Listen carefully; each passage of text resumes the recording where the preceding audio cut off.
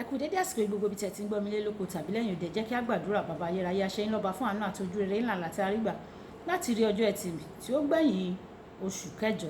Ìyìn àti ọlá ni forúkọ yín. A dúpẹ́ fún àwọn ẹtì tí ẹ ti mú kúrò nínú ayé wa. A sì gbàdúrà wípé ọ̀rọ̀ tẹ́ ò gbọ́ lẹ́nu yóò ṣe ayé àti ọkàn wa ní rere, kò ní lòdì sí wa ní ọjọ́ ìdájọ́, nítorí tí a gbàdúrà lórúkọ Jésù Kristi Olúwa wa. Àmín àmín ní orúkọ Jésù. Ìwé ọ̀run ṣíṣí tí a ti ọwọ́ olùṣọ́ àgùntàn Enoch Adéjàre Adébóyè kọ ní ọjọ́ ẹtì ọgbọ̀njọ́ oṣù kẹjọ. Àkòrí tí a ó gbéyàwó lénìí sọ wípé ṣiṣẹ́. A mú àkọ́sórí wa nínú ìwé Jeremáyà orí ìkẹtàdínlógún ẹsẹ̀ ìkẹwàá. Jeremáyà orí ìkẹtàdínlógún ẹsẹ̀ ìkẹwàá. Èmi Olúwa mò ń wo ọkàn àti èrò inú ọmọ ènìyàn láti san èrè iṣẹ́ rẹ̀ fún un gẹ́gẹ́ bí ọ̀nà rẹ̀ àti gẹ́gẹ́ bí iṣẹ́ ọwọ́ rẹ̀. Nígbà tí a mú bíbélì kíkà wa nínú ìwé òwe orí ìkejìléníogún ẹsẹ̀ ìkejìdínlọ́gbọ̀n títí dé ẹsẹ̀ ìkọkàndínlọ́gbọ̀n. Ìwé òwe orí ìkejìdínlógún ẹsẹ̀ ìkejìdínlọ́gbọ̀n títí dé ẹsẹ̀ ìkọkàndínlọ́gbọ̀n. Má ṣe yẹ ààlà ìgbàanì tí àwọn bàbá rẹ ti pa. Ìwọ rí ẹni tí ó fi àìṣèmọ́lẹ̀ ṣe iṣẹ́ rẹ̀. Òun a máa dúró níwájú àwọn ọba, òun kì yóò dúró níwájú àwọn ènìyàn lásán. Ó yẹ tẹ́tí bẹ̀rẹ̀ jẹ́ láti gbọ́ ohun tí olùṣọ́ àgùntàn Enoch Adéjàre Adébóyè ní fún wa ní èní ọjọ́ ẹtì. Bíbélì fi hàn kedere pé Ọlọ́run mọ iyì iṣẹ́. Bóyá o jẹ́ òbí tí ó ń ṣe ohun mìíràn, awakọ̀, ayàwòrán tàbí onímọ̀ ẹ̀rọ, ohun tí ò ń ṣe ó kan Ọlọ́run o, níwọ̀n ìgbà tí ohun tí ò ń ṣe bá ti bá òfin mu. Iṣẹ́ jẹ́ ọ̀kan pàtàkì lára ètò Ọlọ́run lápapọ̀ fún ènìyàn. Nínú ọgbà Édẹ́nì, lẹ́yìn ìgbà tí Ọlọ́run dá ènìyàn, ó sọ fún un láti máa tọ́jú ọgbà náà. Ìwé Genesis orí ìkejì ẹsẹ̀ ìkàndógún. Ìtumọ̀ èyí ni pé ọkùnrin tó dá kó máa ṣiṣẹ́ nítorí a dá ènìyàn láti ṣiṣẹ́. Mímọ̀ iyì iṣẹ́ ó wá láti inú. Iṣẹ́ máa ń fúnni ní ìwúrí. Ìdí nìyí àwọn tó ti fẹ̀yìntì kan wọ́n ṣiṣẹ́ lẹ́yìn ìfẹ̀yìntì wọn. Kò sí ìwúrí kankan nínú jíjókòó láti àárọ̀ títí di àṣálẹ́ láì ṣe ohunkóhun.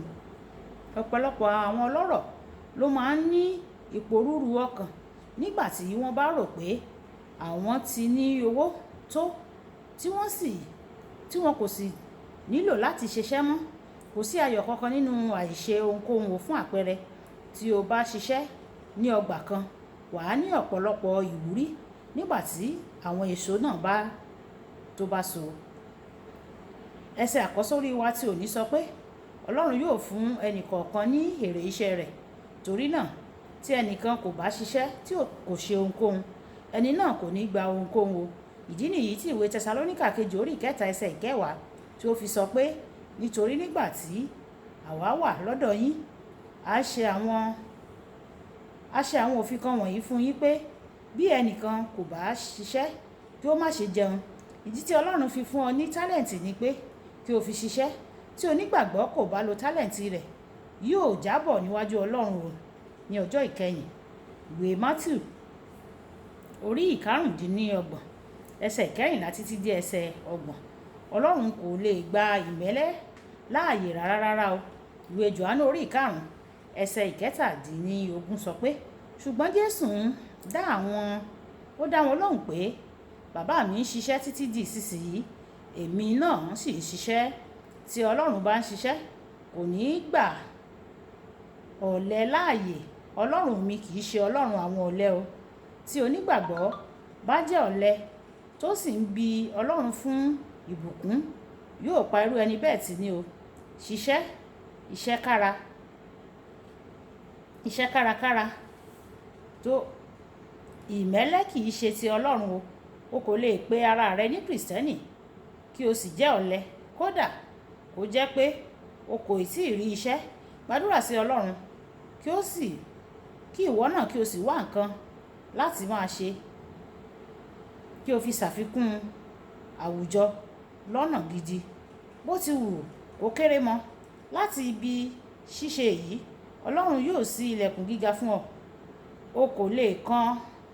O kàn lè jókòó kí o jókòó kalẹ̀ kí o má ṣe ohunkóhun. Ó tako ètè Ọlọ́run fún ayé rẹ o. Kókó ọ̀rọ̀: kò sí ọ̀lẹ tó lè gba ohun tó dára lọ́wọ́ Ọlọ́run. Ẹ jẹ́ á sọ pé bàbá mi, olú oore ọ̀fẹ́ láti ṣiṣẹ́, láti lo àwọn ẹ̀bùn àti àwọn tálẹ́ǹtì tí ó fún mi fún ọ. Olúwa yọ̀ǹda rẹ̀ fún mi. Ẹ̀mí ọ̀lẹ mú kúrò nínú ayé mi, kí gbogbo ògo kí ó jẹ́ tiyín. Olúwa yóò gbọ́ àdúrà wa ní orúkọ Jésù. Olúwabùkọ́lá Ayákó ní orúkọ mi. Ẹ máa bá mi like, ẹ máa share, ẹ máa comment nípa ẹ̀, kí àwọn ènìyàn kí wọ́n lè jẹ àǹfààní ọ̀run ṣíṣí Yorùbá. Ó dàbọ̀.